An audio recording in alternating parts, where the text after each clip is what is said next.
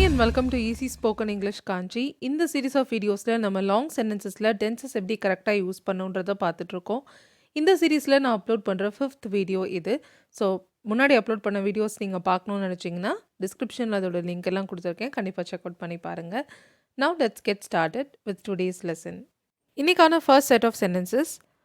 நீ சோகமாக இருக்கப்போ உன்னை யார் மோட்டிவேட் பண்ணுவா? அடுத்த சென்டென்ஸ் பாருங்கள். நீ சோகமாக இருந்தப்போ உன்னை யார் மோட்டிவேட் பண்ணது? ஸோ ஃபர்ஸ்ட் சென்டென்ஸ் ப்ரெசென்ட்டில் இருக்குது, செகண்ட் சென்டென்ஸ் பாஸ்டில் இருக்குது. நீங்கள் வீடியோவை பாஸ் பண்ணிட்டு கூட ட்ரை பண்ணுங்கள். அப்புறமா வீடியோ ப்ளே பண்ணி ஆன்சர்ஸ் செக் பண்ணிக்கோங்க. First one, who motivates you when you feel low, இல்லை வென் யூ ஆர் சேடுன்னு கூட சொல்லிக்கலாம். கரெக்டாக? அடுத்தது, who motivated you when you felt low or when you were sad. Okay, so who motivates you, உன்னை யார் motivate பண்ணுறது? ஸோ யூஸ்வலி நீ லோவாக ஃபீல் பண்ணும்போது, சோகமாக இருக்கும்போது உன்னை யார் மோட்டிவேட் பண்ணுறது? அந்த டோனில் கேட்குறது தான் ஃபர்ஸ்ட் சென்டென்ஸ். ஸோ நீ ஏதோ ஒரு விஷயத்தை அச்சீவ் பண்ணிட்டீங்க. ஸோ நீங்கள் நடுவில் ரொம்ப கொஞ்சம் டிமோட்டிவேட்டடாக ஃபீல் பண்ணியிருப்பீங்க, லோவாக ஃபீல் பண்ணியிருப்பீங்க. அப்படி நீங்கள் ஃபீல் பண்ணப்போ உங்களை யார் மோட்டிவேட் பண்ணது? ஸோ ஆஃப்டர் அன் அச்சீவ்மெண்ட் உங்களை இந்த கேள்வி கேட்குறாங்க. ஸோ பாஸ்டில் நடந்த இன்சிடென்ட் பற்றி. அதனால who motivated you when you felt low. Okay, next set of sentence போகலாம். இந்த கான்செப்டில் நீயே தெளிவாக இல்லாதப்போ நாளைக்கு உங்கள் ஸ்டூடெண்ட்ஸ்க்கு எப்படி எக்ஸ்பிளைன் பண்ணுவ? ஓகே, ஸோ ஃப்யூச்சரில் நாளைக்கு நடக்க போகிற விஷயத்தை பற்றி கேட்குறோம். நாளைக்கு நீ எப்படி எக்ஸ்பிளைன் பண்ணுவ இந்த விஷயத்தில் நீ கிளியராக இல்லாதப்போ? இதான் ஃபர்ஸ்ட் ஒன். செகண்ட் ஒன், இதில் நீயே தெளிவாக இல்லாதப்போ நேற்று உன் ஸ்டூடெண்ட்ஸ்க்கு எப்படி எக்ஸ்பிளைன் பண்ணியிருப்ப? நல்ல வேலை நேற்று நீ எக்ஸ்பிளைன் பண்ணலை, ஏன்னா நீயே தெளிவாக இல்லை. நேற்று நீ எப்படி எக்ஸ்பிளைன் பண்ணியிருப்ப? ஸோ பாஸ்டில் நடக்கலை, பட் எப்படி நடந்திருக்கும், எப்படி இந்த விஷயத்தை நீ பண்ணியிருப்ப அப்படின்ற டோனில் கேட்குறோம். ஓகே, ஸோ பாருங்கள். First one, how will you explain this to your students tomorrow if you are not clear with the concept? So particular future பற்றி கேட்குறோம். ஸோ இஃப் கண்டிஷனில் ஃபர்ஸ்ட் கண்டிஷன் இல்லையா? ஸோ இஃப் ப்ளஸ் ப்ரெசன்ட், ரிசல்ட்ஸில் future tense use பண்ணியிருக்கோம். If you are not clear, how will you do this? How will you explain this to your students tomorrow?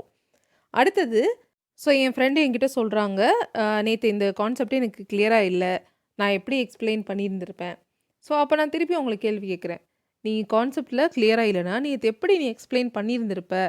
Okay, நல்ல வேலை நீ தப்பிச்சிட்ட, right? அந்த டோனில் தான் சொல்கிறோன்னு பார்த்தோம். ஸோ பாருங்கள், how would you have explain this to your students yesterday if you hadn't been clear with the concept? If you had not been clear with the concept. So past actions அப்படின்னாவே இஃப் கண்டிஷனில் third conditional நம்ம use பண்ணுவோம். Third கண்டிஷனோட structure if past perfect. இந்த ரிசல்ட்டில் could have V3, would have V3 நம்ம use பண்ணுவோம்னு பார்த்தோம். ஸோ ரிசல்ட்டிங் என்னது? How would you have explain, question ஃபார்மில் இருக்குது. How would you have explained if you hadn't been clear? If you hadn't been, had been, had plus V3 தான் past பர்ஃபெக்டோடைய structure இல்லையா?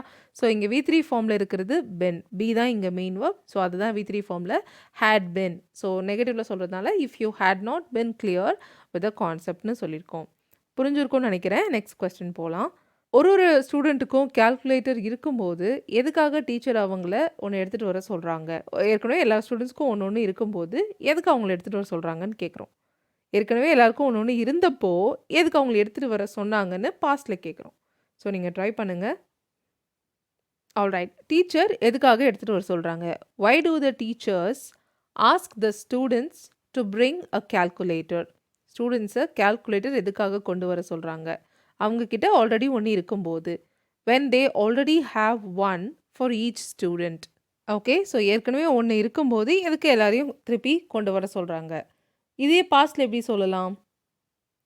why did the teachers ask the students to bring a calculator when they already had one for each student? So பெரிய சென்டென்ஸாக இருந்தாலும் இங்கே ரெண்டு change தான் பண்ணியிருக்கோம். why did the teacher and when they already had, அங்கே மட்டும்தான் change பண்ணியிருக்கோம். டூக்கு பதிலாக டெட், ஹேவுக்கு பதிலாக ஹேட். ஓகே, வேறு எதுலேயும் நம்ம டென்ஸ் மாற்றக்கூடாது. டு பிரிங் டு பிரிங்காகவே தான் இருக்கும். அதே மாதிரி தான் ஆஸ்க்கும். Why did the teacher ask, why do the teachers ask. Okay, alright, இன்றைக்கான வீடியோ அவ்வளோதான். இன்றைக்கான சென்டென்சஸ் உங்களுக்கு புரிஞ்சிருக்கும், பிடிச்சிருக்கும் நம்புகிறேன். இந்த வீடியோலேருந்து ஏதாவது ஒரு விஷயம் நீங்கள் புதுசாக லேர்ன் பண்ணியிருப்பீங்க நம்புகிறேன். தேங்க்யூ ஸோ மச் ஃபார் வாட்சிங் this lesson till the very end. I'll see you all in the next video. Till then, take care and bye.